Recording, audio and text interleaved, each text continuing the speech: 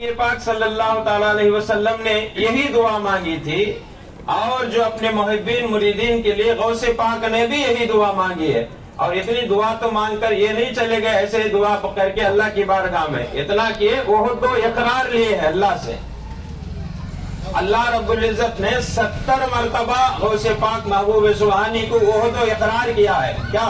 کیا اقرار کیا ہے؟ تو تمہارے مریدوں کی جب تک تمہیں جسے چاہتے ہیں اور تمہاری محبت جس کے اندر ہے اور وہ محبت اس سے کرتا ہے، وہ محبت اس سے کرتا ہے، چین لنک بولتے ہیں جو غوث پاک ہیں، چین لنک جس سے کرتا ہے ان سے ان کی محبت اللہ تعالیٰ بخشا جائے گا۔ اور غوث پاک فرماتے ہیں جب تک میں چاہے جنت الماوا ہو، جنت المدن میں ہو، داخل نہیں ہوگا۔ جب تک مجھے اگر جنت مل جائے تو میں داخل نہیں ہوگا اگر کوئی میرا مرید کہیں ہے پھنسا ہوا ہے کہہ کر۔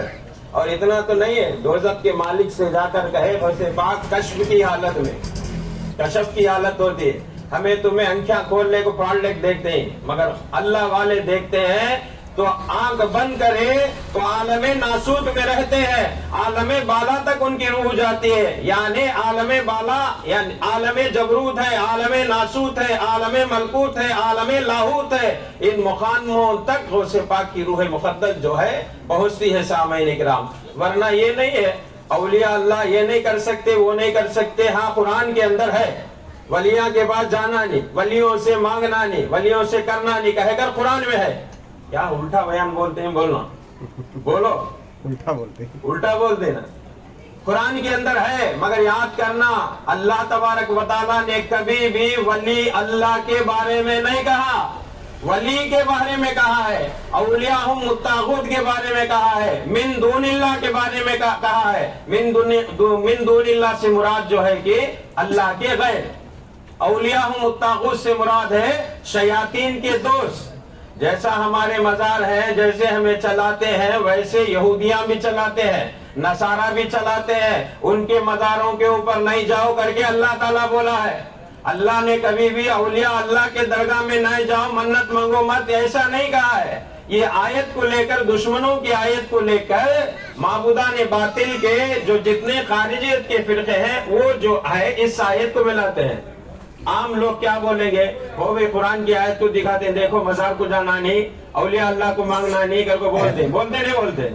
اسے قرآن کی آیت بھی دلیل پیش کرتے ہیں، بولو سنتے نہیں سنتے، دل سے بولنا کی کر بولے تو یہاں آئی ہیں۔ یہاں آنے کے بعد میں ان اللہ حب المتوکلین، قرآن ارشاد فرماتا ہے سچی جو محبت کرتے ہیں اللہ تعالیٰ ان سے محبت کرتا ہے۔ اس لیے ایسا ویسا ڈگمگا ایمان رکھ کے نہیں کرنا۔ یہ مجلس جو ہے غوث پاک کی مجلس ہے، یہاں پر آ گئے متوکلین، ان اللہ لحب المتوکلین، متوکل ہو جانا، متوکل ہو گئے تمہارا بیڑا بھی پار، ہمارا جھنڈا علم چڑھانا بھی پار، یعنی ہمارا حشر بھی پار، ہماری خبر کی جو منزل ہے وہ بھی پار، جو ساری چیزیں پار ہوئی، کشتی میں چڑھ گئے تو سارا میلہ پار ہو جاتا ہے۔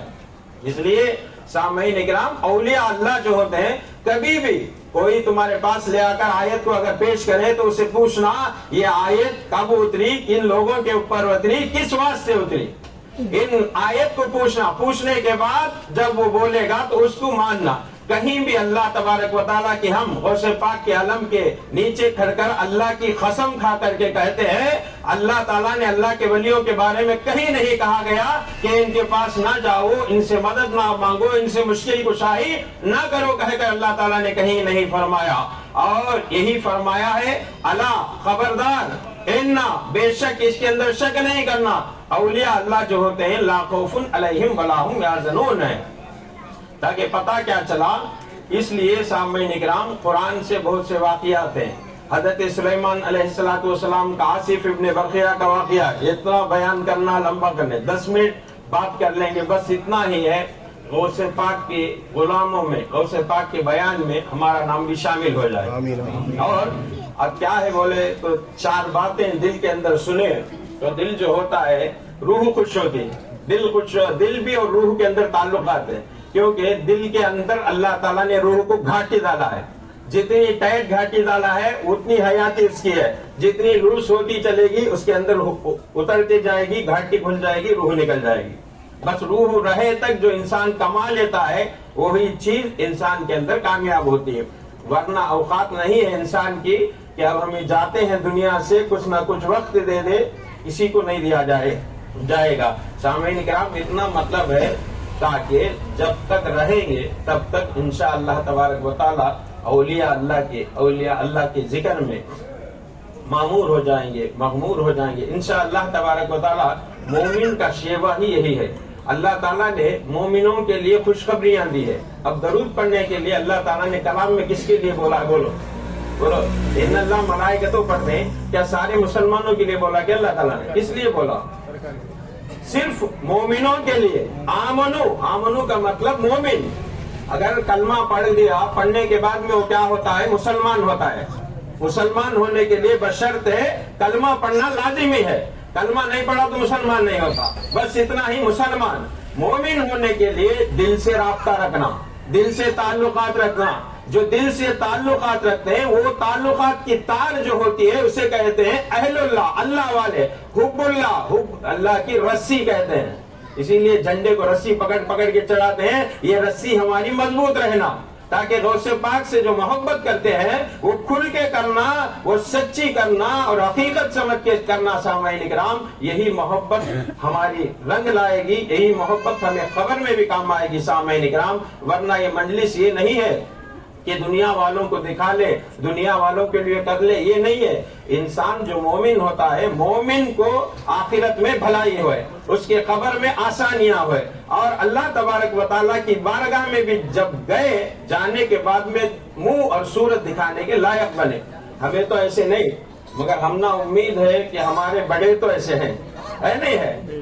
ہمارے پیر و مرشد ہیں، ہمارے پیر و مرشد میں بھی طاقت نہیں ہے تو ان کے پیر و مرشد ہیں، اگر ان کے بھی نہیں ہے تو ان کے پیروں کے پیر، پیران پیر کے اندر طاقت ہے۔ ارے پیران پیر میں بھی نہیں ہے تو چھوڑو، پنجتن میں ہے، 5 تن ہے، پنجتن ہے۔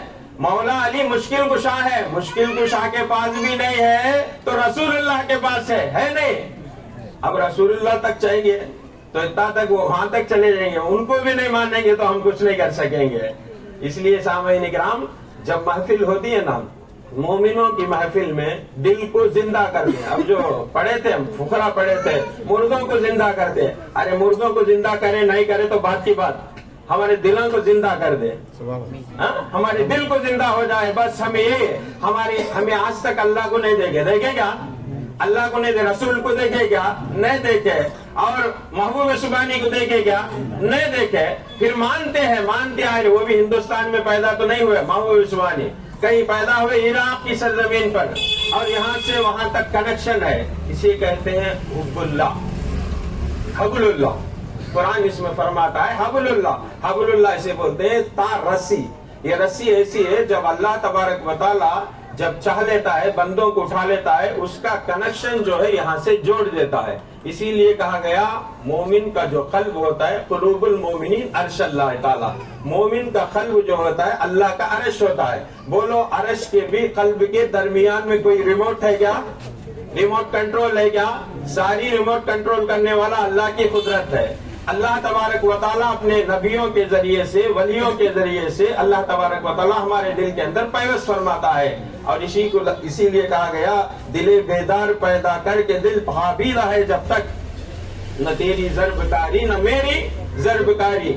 زندہ رہے تک دل کو زندہ کر لیا تو بچ گیا، بچ جانے کے بعد اللہ تعالیٰ کی بارگاہ میں بیڑا پار ہو جاتا ہے سامعین کرام۔ اس لیے مقصد یہ ہے، حالانکہ غوث اعظم محبوب سبحانی کو جب ہمیں چاہتے ہیں، یہ نہیں چاہنا، ایسے نہیں چاہنا کہ ایسے ویسے ولیاں کے سارے مانتے ہیں کر کے، نہیں، اپنے خلوصیت کے ساتھ، دل کے ساتھ، اطمینانیت کے ساتھ جب انسان جان لیتا ہے، مان لیتا ہے، اسی کی چیز میں انہوں فرماتے ہیں قیامت تک کے ولیوں کے سردار جو ہیں کہ غوث اعظم کے علاوہ کوئی بھی نہیں۔ اگر آج بھی اس زمانے میں بھی دستگیری کرتے ہیں بولے تو کرتے ہیں، کس کے لیے کرتے ہیں؟ انہوں نے شرطیں فرمائی ہے۔